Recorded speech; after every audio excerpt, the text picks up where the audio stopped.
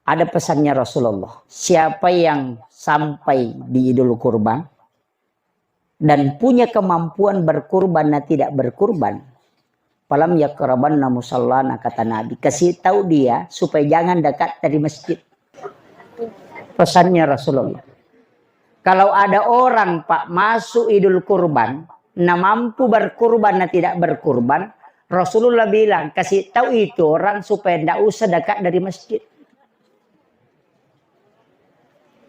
Mana dimasuk mampu berkurban? Kalau merokok, ina merokok 2 bungkus 1 hari.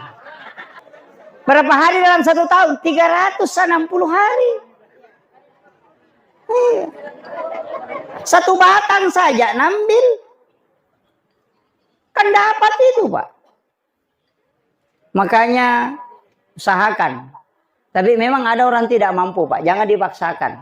Kecuali pegawai bisa ada terima gaji nanti.